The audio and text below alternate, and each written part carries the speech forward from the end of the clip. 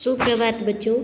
आज हम कक्षा 8 का इतिहास विषय का पाठ 4 आदिवासी, दीकू और एक स्वर्ण युग की कल्पना का आगे का प्रकरण आदिवासियों के जीवन पर असर, यानी कि औपनिवेशिक शासन यानी ब्रिटिश सरकार के आने पर आदिवासियों के जीवन पर क्या असर पड़ा, इसके बारे में पढ़ेंगे। इससे पहले हमने ये पढ़ा था कि बिरसा के बारे में, जो कि झारखंड के एक छोटा नागपुर के जंगलों में घूमता था। उसने खुद ये ऐलान किया कि भगवान ने उसे लोगों की रक्षा और दीकुओं की गुलामी से आज़ाद कराने के लिए भेजा है। दीकू उसने कहा बाहरी लोगों को, जो जनजातियों से अलग थे। फिर हमने ये देखा कि इन दीकुओं ने उन लोगों को गुलाम कैसे बनाया। आदिवासी या जनजातीय समूह ये किस तरह से जीते थे।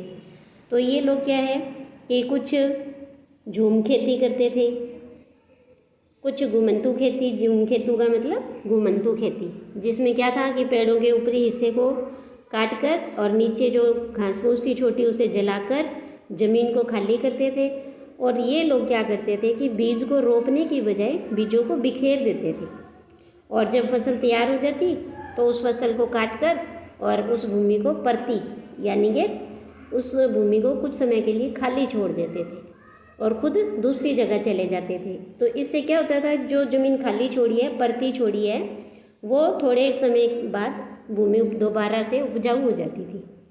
और कुछ जो आदिवासी थे वो शिकार करते थे, अपनी शिकार के द्वारा, और संग्रह करते थे वनों से जो मिलने वाले सामग्री है उनका, और इसके द्वारा अपनी आजीविका चलाते थे।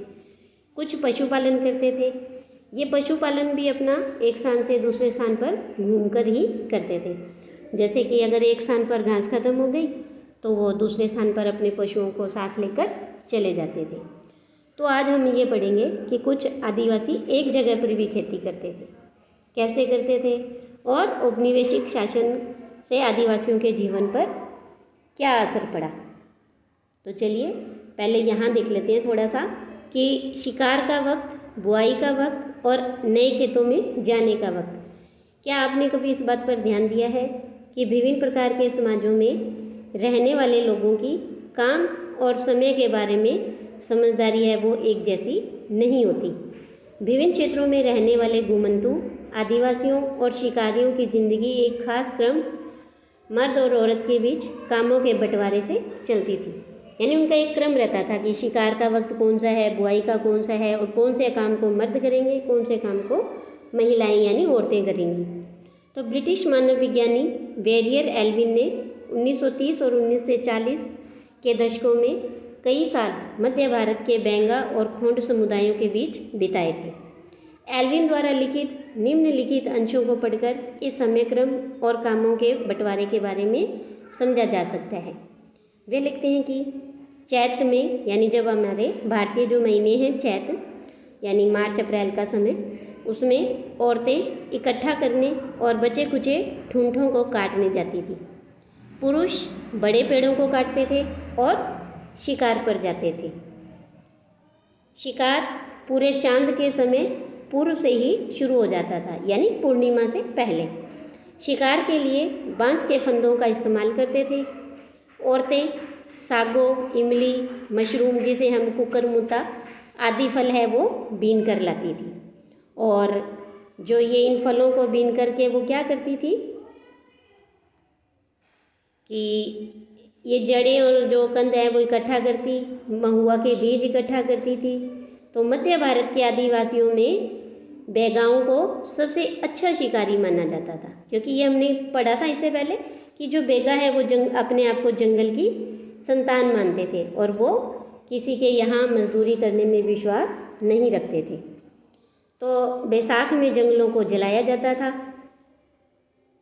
औरतें अधजली लकड़ियों को ईंधन के लिए बीन लेती थी, यानी कि जो जंगल में बची कुची लकड़ियाँ थी, जंगल जलाते थे तो उसके बाद जो लकड़ियाँ बच जाती थी तो उसे वो ईंधन यानी चूल्हे में जलाने के लिए इकट्ठा कर लेती थी। आदमी शिकार पर जाते रहते थे, लेकिन गांव से दूर नहीं जाते थे। फिर जेठ का महीना यानी गर्मी और मई जून में बुआई होती थी और शिकार चलता ही रहता था। आषाढ़ से भादों तक बारिश के दिनों में मर्द खेतों में काम करते थे। क्वार में फलियां आने लगती थी। कार्तिक यानी हमारे दीपावली के पास अक्टूबर नवंबर में कुटकी में ये पक जाती थी। अगहन में सारी फसल तैयार हो जाती और पूस में फटकन किया जाता था। नाच गाना और शादियां भी पूस के महीने में ही, जिसे हम पोष भी कहते हैं, होती थी। माघ में नए पुरुष बेवड़ की तरफ चल देते थे। तो बेवड़ वही घुमंतू खेती। तो इस दौरान शिकार और चीज़ों का संग्रह ही जीने की मुख्य गतिविधि होती थी। तो यह चक्र पहले साल का होता था और दूसरे साल शिकार के लिए ज़्यादा समय मिल जाता था, क्योंकि केवल कुछ फसलों की ही बुआई और कटाई होती थी, क्योंकि भोजन काफ़ी होता था। इसलिए पुरुष बेवड़ों में ही रहते थे। और तीसरे साल में भोजन के लिए वन उत्पादों की भी ज़रूरत पड़ने लगती थी।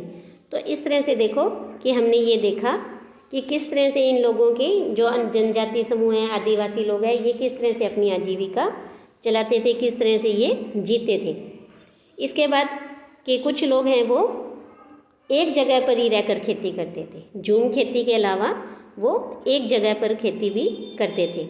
19वीं सदी से पहले ही बहुत सारे जनजातीय कबीले एक जगह टिक कर खेती करने लगे थे। वे बार बार जगह बदलने की बजाय साल दर साल एक ही जगह पर खेती करते थे। अब वे हलों का इस्तेमाल करने लगे थे और धीरे धीरे ज़मीन पर अधिकार भी मिलते जा रहे थे। बहुत सारे समुदायों में छोटा नागपुर के मुंडाओं की तरह जमीन पूरे कबीले की संपत्ति होती थी। कुल के सभी सदस्यों को उन मूल निवासियों का वंशज ही माना जाता था, जिन्होंने सबसे पहले आकर ज़मीन को साफ किया था। लिहाजा ज़मीन पर सभी का बराबर हक होता था। फिर भी अक्सर ऐसा होता था कि कुल के कुछ लोग औरों से ज़्यादा ताकत जुटा लेते थे, तो कुछ क्या बन जाते, मुखिया बन जाते, और बाकी लोग जो वो उनके अनुयायी यानी उनके समर्थक होते थे। जो ताकतवर होते थे वे खुद खेती करने की बजाय अक्सर अपनी ज़मीन बंटाई पर दे देते थे। तो ब्रिटिश अफसरों को गोंड और संथाल जैसे एक जगह ठहर कर रहने वाले आदिवासी समूह शिकारी, संग्राहक या घुमंतू खेती करने वालों के मुकाबले ज़्यादा सभ्य दिखाई देते थे। जंगलों में रहने वालों को जंगली और बर्बर माना जाता था। अंग्रेज़ों को लगता था कि उन्हें स्थायी रूप से एक जगह बसाना और सभ्य बनाना जरूरी है, क्योंकि देखो जो घुमंतू खेती करते थे, शिकारी थे, है ना, उनको अंग्रेज़ लोग क्या समझते थे कि ये जैसे अनपढ़ हैं, पढ़े लिखे नहीं हैं, असभ्य लगते थे। तो इसलिए उनको ये था कि इनको एक जगह बसाना जरूरी है ताकि ये स्थायी रूप से एक जगह पर टिक सके और सभ्य बने। इसके बाद आगे ये देखो कि औपनिवेशिक शासन से आदिवासियों के जीवन पर क्या असर पड़े। तो ब्रिटिश शासन के दौरान आदिवासी समूहों का जीवन है वो बिल्कुल ही बदल गया था। तो कैसे बदला, ये बदलाव कैसे आए, क्या थे बदलाव, तो हम इसी के बारे में पढ़ेंगे। आदिवासी मुखियाओं का क्या हुआ। अंग्रेज़ों के आने से पहले बहुत सारे इलाकों में आदिवासियों के मुखियाओं का महत्वपूर्ण स्थान होता था। उनके पास औरों से ज़्यादा आर्थिक ताकत होती थी और वे अपने इलाके पर नियंत्रण भी रखते थे। कई जगह उनकी अपनी पुलिस होती थी और वे ज़मीन और वन प्रबंधन के स्थानीय नियम खुद ही बनाते थे। ब्रिटिश शासन के तहत आदिवासी मुखियाओं के कामकाज और अधिकार अब क्या थे, बदल गए थे। उन्हें कई गांवों पर ज़मीन का मालिकाना तो मिला, लेकिन उनकी शासकीय शक्तियाँ हैं वो छीन गई और उन्हें ब्रिटिश अधिकारियों द्वारा बनाए गए नियमों को मानने के लिए मजबूर किया गया। उन्हें अंग्रेज़ों को नजराना देना पड़ता था और अंग्रेज़ों के प्रतिनिधि की हैसियत से अपने समूह को अनुशासन में भी रखना होता था। पहले उनके पास जो ताकत थी अब वह नहीं रही और वे परंपरागत कामों को करने से लाचार हो गए। तो यहाँ देखो कि एक चित्र दिखाई दे रहा है आपको और इसमें क्या बताया हुआ है कि ये पूर्वोत्तर के निशी आदिवासियों के एक गांव में लट्ठों से बना हुआ घर दिखाई दे रहा है। और जब ये घर बनाए जाते थे तो पूरा गांव उनकी मदद करता था, यानी मिलकर के सब एक साथ इस घर को बनाते थे। तो ये तो था कि इन मुखियाओं का क्या हुआ अंग्रेज़ों के आने से। अब ये है कि जो घूमते थे, घुमंतू काश्तकार थे, उनका क्या हुआ। तो ऐसे समूहों से अंग्रेज़ों को काफ़ी परेशानी थी।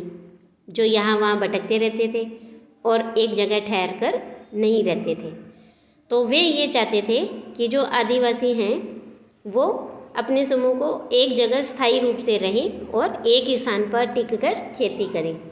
स्थायी रूप से एक जगह रहने वाले किसानों को नियंत्रित करना अंग्रेजों के लिए क्या था, आसान था। तो अंग्रेज अपने शासन के लिए आमदनी का नियमित स्रोत भी चाहते थे, इसीलिए उन्होंने ज़मीन के बारे में कुछ नियम भी लागू कर दिए। उन्होंने ज़मीन को मापकर प्रत्येक व्यक्ति का हिस्सा तय किया और उन्होंने यह भी तय किया कि किसे कितना लगान देना होगा।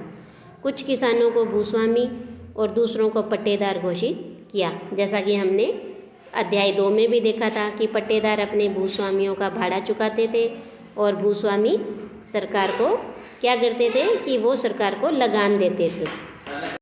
झूम काश्तकारों को स्थायी रूप से बसाने की जो अंग्रेज़ों की कोशिश थी वो ज़्यादा कामयाब नहीं रही। जहाँ पानी कम हो और मिट्टी सूखी हो वहाँ हलों से खेती करना आसान नहीं होता, बल्कि हलों की मदद से खेती करने वाले झूम काश्तकारों को अक्सर नुकसान ही हुआ, क्योंकि उनके खेत अच्छी उपज नहीं दे पाते थे। इसीलिए पूर्वोत्तर राज्यों के झूम काश्तकार इस बात पर अड़े रहे कि उन्हें उनके परंपरागत ढंग से ही जीने दिया जाए।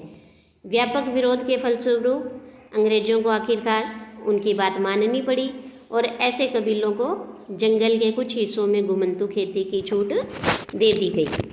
तो इस तरह से देखो कि औपनिवेशिक शासन का इन आदिवासियों के जीवन पर क्या असर हुआ। इसके बाद हम पढ़ेंगे कि वन कानून, कि अंग्रेज़ों ने वनों के लिए क्या कानून बनाए और उन कानूनों का इन आदिवासी जनजाति समूहों के जीवन पर क्या प्रभाव पड़ा।